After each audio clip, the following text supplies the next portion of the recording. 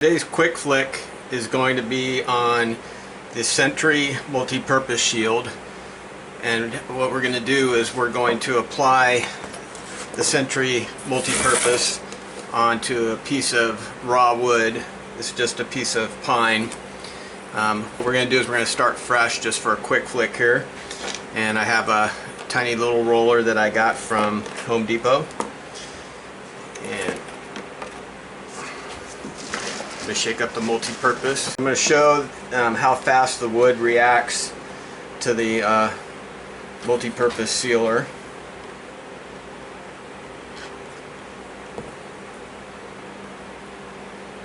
I'm in my shop and it's fairly warm. What we do is we do 2 coats wet on wet, and the second coat has to go on when it starts to flash off, but when it's still wet on the surface. So I'm going to submerge my roller here. Basically, I want to just wet the surface.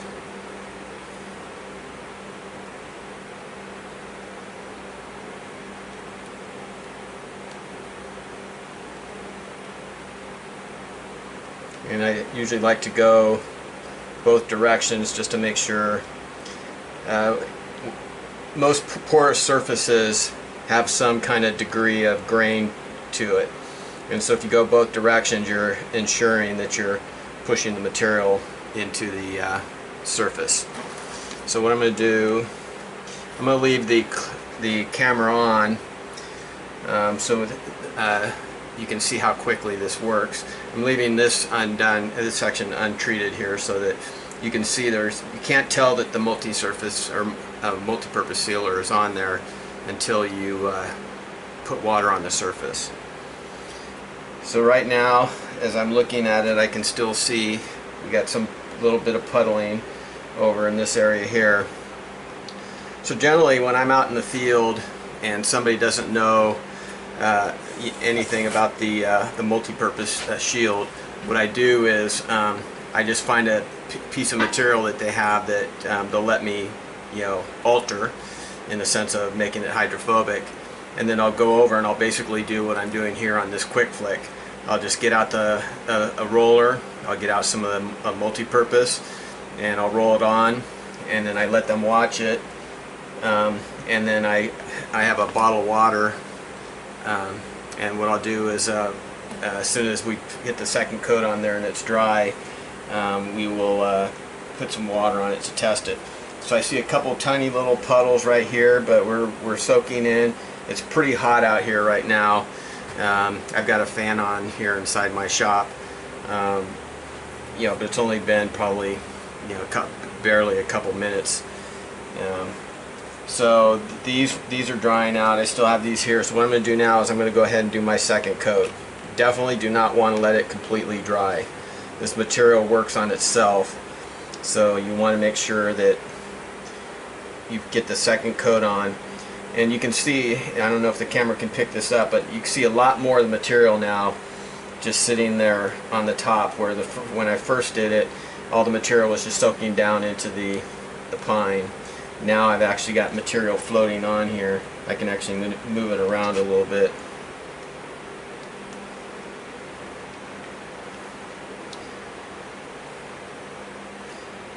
So what I'm going to do,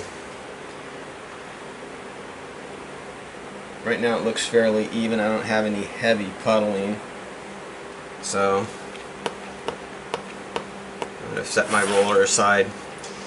So in the field, generally what we do is we have somebody going ahead of one of the applicators. The first applicator is in front, and he can be using a pump sprayer. We actually have a pump sprayer that we actually put fittings on so that we can connect it straight to a compressor, so we can keep it under pressure. It's a 3-gallon sprayer. 3 gallons, you're probably looking at almost 2,000 square feet of coverage just with the 3 gallons in the or no, that'd be 1,500 square feet in the sprayer. So what he would do is he'd go out with the sprayer, he'd lay it out, lay out the wet material, then the next applicator would come in with a you know, a regular 3/8 inch painter's roller, a 7-inch roller. And what he would do is he would have a 5-gallon bucket of the multi-purpose with a rack in there. And what he would do is he would roll, basically back rolling the area, making sure that he's pushing the material into whatever the substrate is.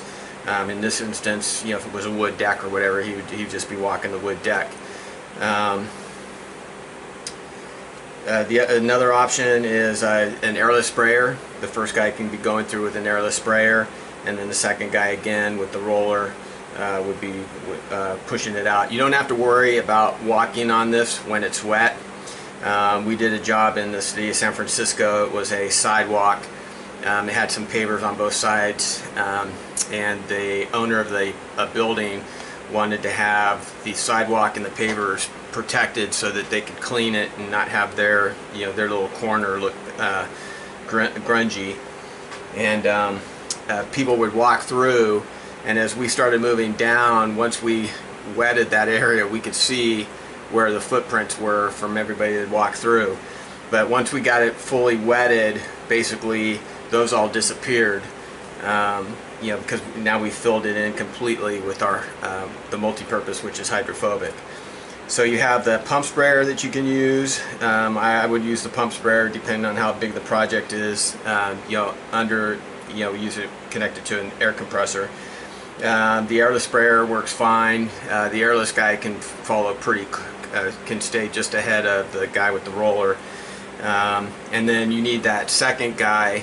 He would have a bucket with a roller waiting for the area to transition and be able to get that second coat on.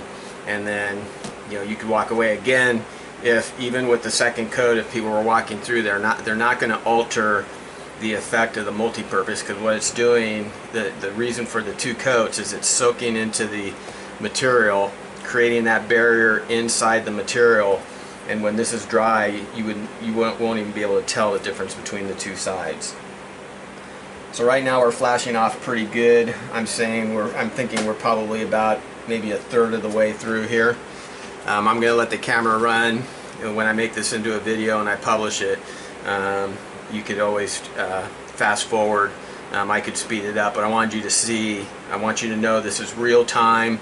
Generally, it's about, obviously depending on, you know, the environment that you're working in, you know, the temperature and humidity. Usually within 10 to 15 minutes you have to be putting that second coat on.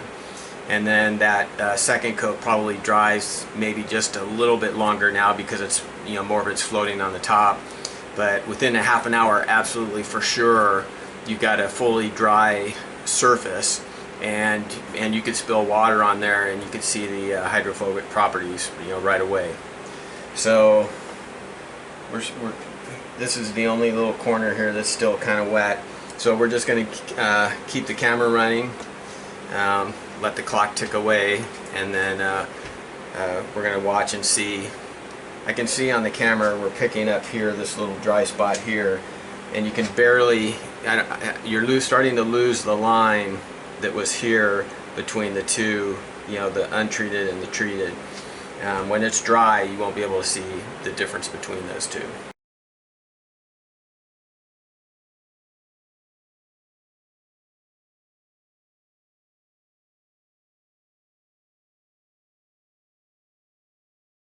I'm not sure how long it's been, but the surface is completely dry. I can barely, when I look sideways, I can barely see the line there. I don't know if the camera will pick this up. It looks like it does have it in there. So this is fully cured. So this is what happens to this wood when it's not treated, and this is what happens to it when it is treated. And so it's only been whatever the timer's going to say, the 5-10 minutes, you know, that we waited for this thing to cure. But you can see there's even a surface tension on the water. So we've already made this wood sample hydrophobic. And here you can definitely see that we're getting wet. I'm going to see if I can zoom the camera in.